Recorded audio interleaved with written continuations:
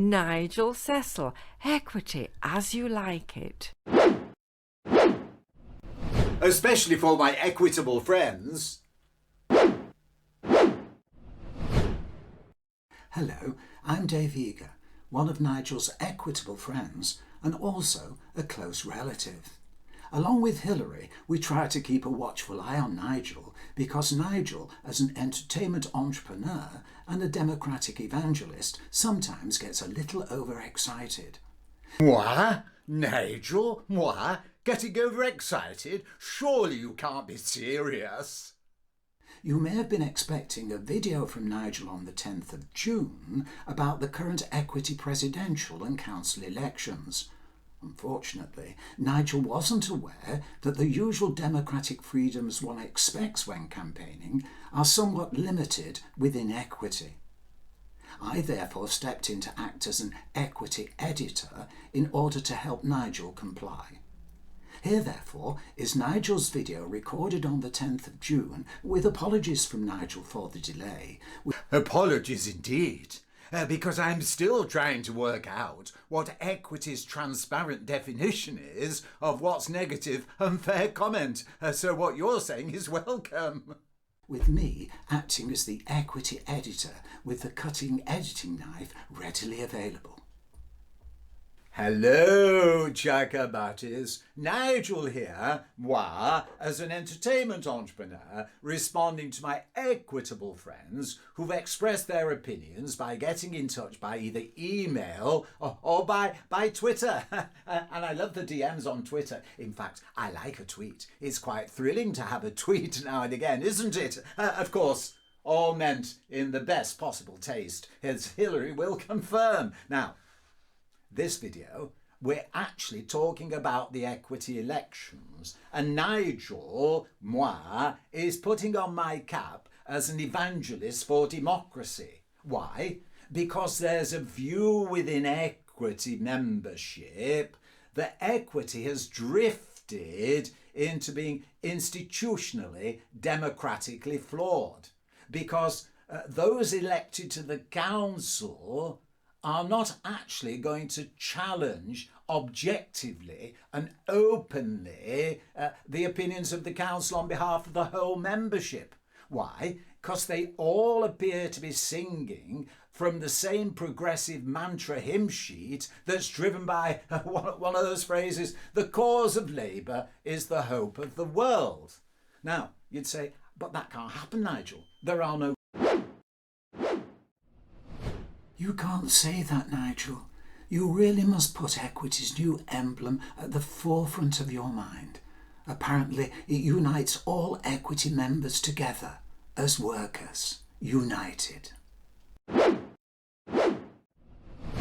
But anyway, so Nigel's been asked to identify those members who, if elected, are more likely to hold the council to account. Now, I view the statements... Nigel, I have to stop you because you aren't allowed to go ahead and mention candidates' names. Think of equity democracy and their 7-page equity elections guidelines. Well, you know, democracy, shamocracy. Yes, so one would say you vote for... No, you know. To all artists, good work. To all workers, good art. To all people, equity. We now come to the 12 candidates, the 12 places that are elected unopposed. It's fair to say that my equitable friends have expressed a view that where you have a situation where some 12 places for the council, the candidates are elected unopposed, that's over a third of the council. That isn't really a shining example of democracy being vibrantly alive and well within equity, is it?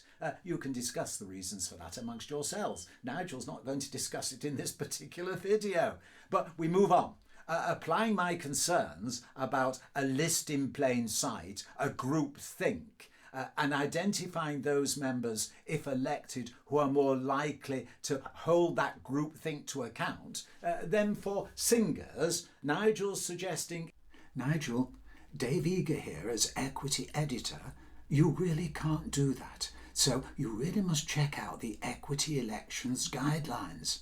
Using my equity editor cutting knife to cut you to your end. Carry on.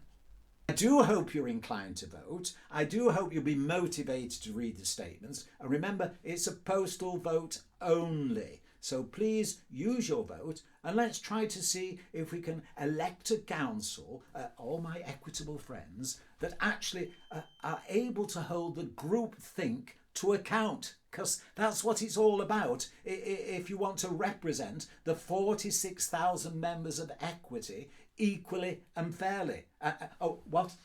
Hillary's just reminded me. I said, how do we stop the list in plain sight? Well, actually, it's very easy, and it would involve more members being engaged and involved in the nomination process. But will the council do it? The way to stop it is to say that no one member may do anything other than either propose one other member or second one other member. And that would mean, of course, the 40 members proposing the president would be unable to propose or second anyone else standing for the council. It would stop the list in plain sight overnight. Well done, Nigel. Equity editor replied, so you managed to get through that okay. Wonderful. Wonderful indeed, Hillary. Yes, thank you, Hillary. And thank you, Dave Eager, for acting as an equity editor. And I see, Dave, that you're standing as the Northwest Area Councillor. So good luck with that. And what's Hillary? And Hillary is also saying that one of my equitable friends has been in touch with Adam Burns, and they think if Adam's elected, he's more likely than any others, really, to hold the groupthink to account in equity. So good luck with that as well. And yes, indeed, it's exciting times. All we need in equity is for more members to vote. So please vote, everyone. And until we meet again, please feel free to join me. Nigel saying bye for now. Nigel Cecil, equity as you like it.